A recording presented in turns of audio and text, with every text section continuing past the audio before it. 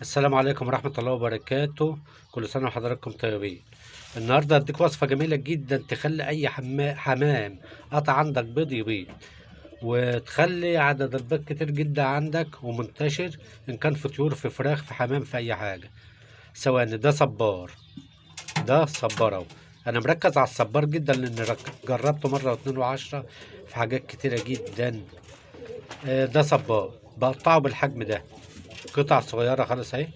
وبجيب الحمامة اللي هي قطع بيض وبوكلها حوالي 3 4 حتت، عشان أهم عامل في الحمام يخليه يقطع بيض إنه يكون في بطنه ديدان أو أي ميكروب أو أي فيروس.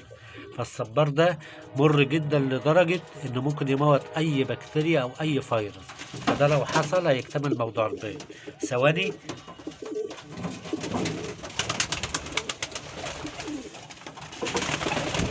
دي انتهى اسكندرانية. هجيب كده اهو، اهو 3 4 وحدات وابلع عليها اهي، مرتين او 3. ممكن يوم في يوم مفيش، او يكون ممكن كل يوم. اهي واحدة كمان اهي، اهي دي انتهى اسكندرانية. وعندك كتير على القناة، ولنا الشرف تشرفنا. والسلام عليكم ورحمة الله وبركاته.